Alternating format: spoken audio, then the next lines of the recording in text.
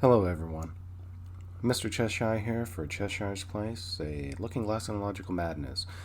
I know this is somewhat impromptu because I'm not doing the normal spiel of going on my small little corner internet wonderland and emailing me at cheshiresplace@gmail.com, but I wanted to discuss something here.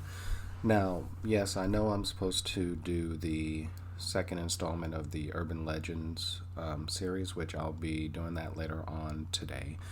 But I just wanted to talk about something that's been pretty hot button as of late.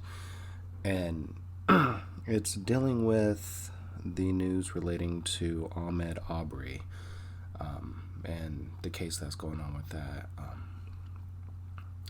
I apologize. This is going to be something where I'm going to try not to get on a soapbox about, but things have to be said because not only is this a major issue for the nation, and it is pretty much the elephant in the room right now, but this is also a hot button topic that's going to span religion, lifestyle,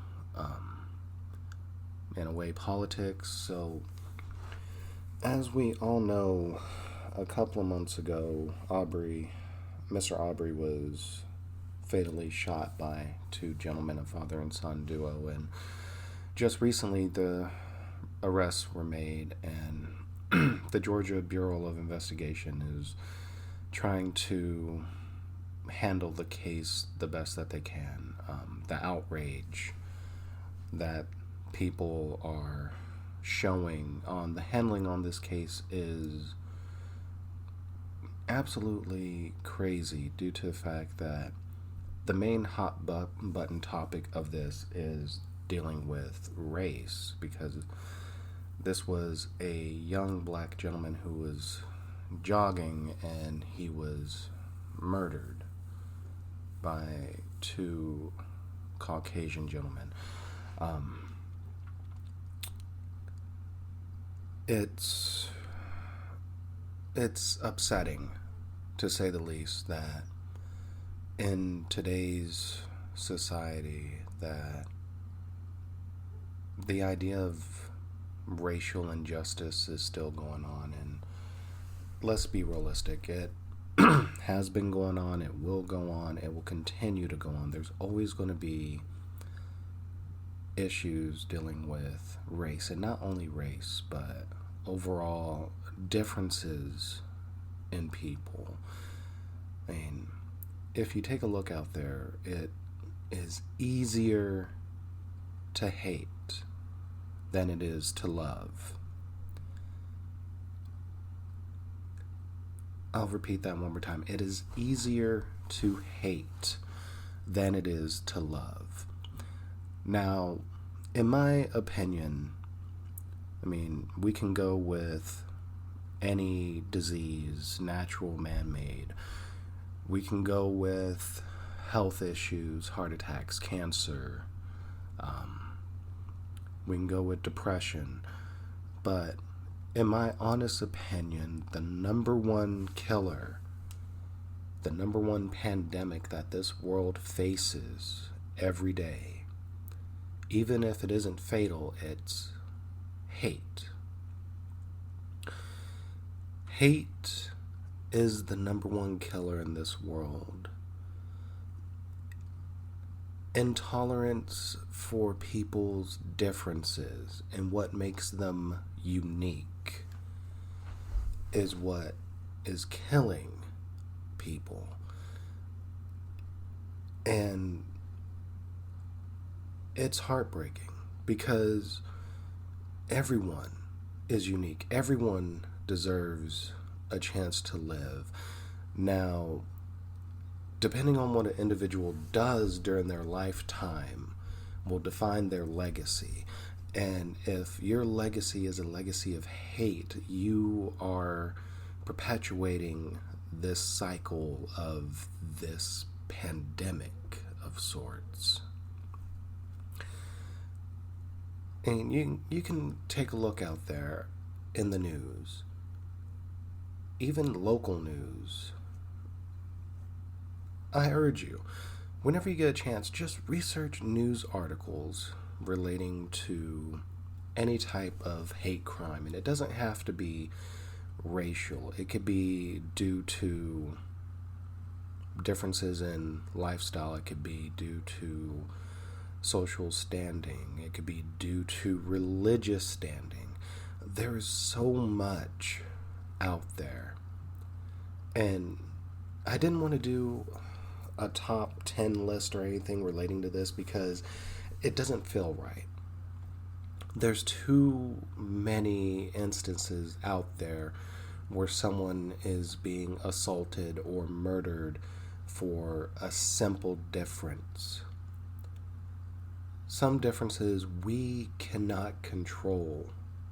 It isn't like I can wake up one day and wish to be a different color or a different, standing in life. And I want people to understand that. It's idiotic, honestly. It's truly idiotic to go out and try to hurt others because you have some messed up, misconstrued version or vision of what you think is going to be perfect. Everyone in some instance is guilty of showing hate or intolerance. Everyone is. No one in this world can truly say that they have never hated in their life. We all have. Maybe not to the full degree of wanting to go out and hurt people of a different sexual preference or a different religion or what have you, but it has to stop. I mean, just even recently with the pandemic, look at the profiling that was occurring with Asian Americans because the virus originated in China. It's the same thing that happened when Ebola hit. African Americans and those from Africa or of African descent were being profiled just because of fear. Even over the years, dealing with religious preference. Al Qaeda is one that definitely comes to mind. There's also, I also have my list on this, but screw the list. But every religion in some shape, form, or fashion has fanatics. Actually, no, a good example, Westboro Baptist Church. That would be a very good example of those in religion who are spewing words of hatred because they have misconstrued what is said in the Bible.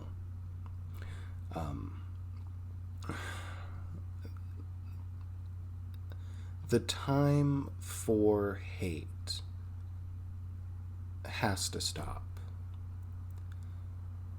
You shouldn't hate someone because they're different. As I mentioned before, differences is what makes everyone unique and everyone special. Differences is what has made this world to what it is with advances in technology and medicine and agriculture. It's those who are different, those who are willing to show their differences, to show their intelligence, that have allowed us to get this far with everything that we have. Go through the history book sometime. Look at the person who created the computer program in World War II. If I could remember his name, I would be able to give it. But that gentleman was not only a pioneer, but he was actually gay. And his contributions to the world are amazing because now we have computers, we have smartphones, we have tablets. Take a look at George Washington Carver, African American. He was able to find different uses for peanuts. Take a look at Madame Curie. She was able to use uranium as a source of different uses. So, what I'm trying to say is we should not try to be caught up in this pandemic of hate, because what it's going to lead up to, and what it's been slowly leading up to, is the annihilation of what it would be considered pure in this world. I mean, there are two ways that hate is learned: either by people who are in your life that are teaching it, or an experience that makes you open your eyes to that view. And we know hate can definitely be taught through people who feel and think a certain way. I mean, even going back to Westboro, you see that the children of the parishioners are out picketing, holding these outlandish, hateful signs. They are learning. You take a look at children of individuals that are in gangs or hate groups. They are learning how to hate. Children are supposed to be innocent, away from the hate, away from that type of darkness, to say. And I think it's time that we stop teaching our children to hate, because they're going to be the next generation, and for every generation that comes out, there's going to be more innovative ways to spread certain messages. Now, I would like to say that up to now, we have been a society that, even though that there is still hate, there's been more acceptance. And that's a beautiful thing. It's a very positive thing. But from what I also see, there is a lot of hate coming from things that meant to be positive.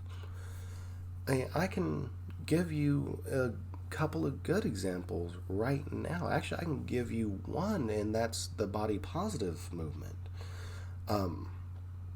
Believe me when I say I am accepting of everyone. I love everyone.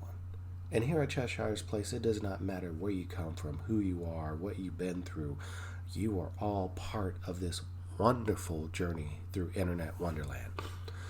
But when your positive message begins to become misconstrued,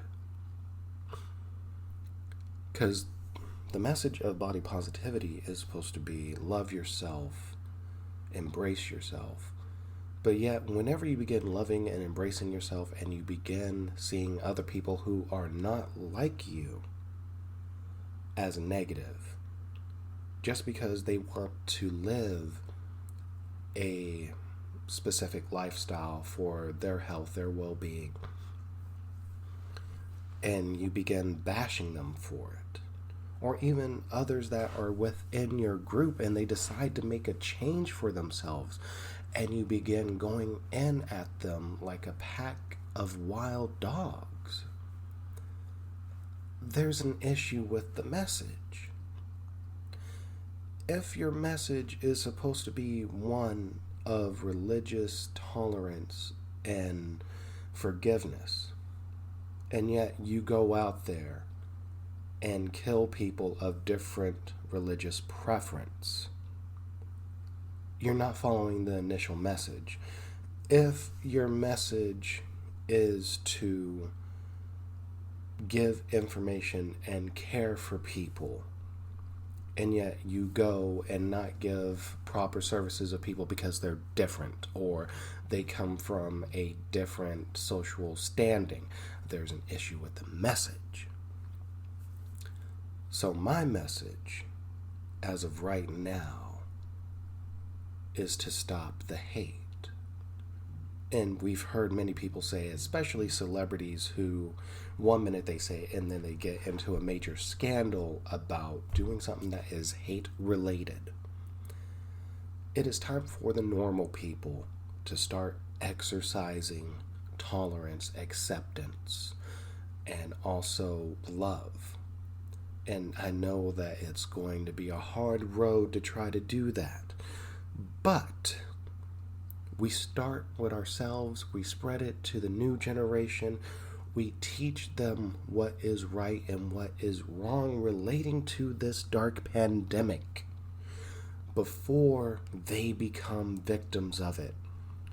Either they are the ones that will be accosted, or they will be the ones that are doing the accosting, and then they suffer the consequences for it, whether it is due to being placed in jail or even 6 feet under. These are the things that we have to think about for our new generations in terms of hate. We cannot teach them hate. We should try to let them understand that there is hate in this world. There's always going to be hate in this world, but they should not fall into the hate.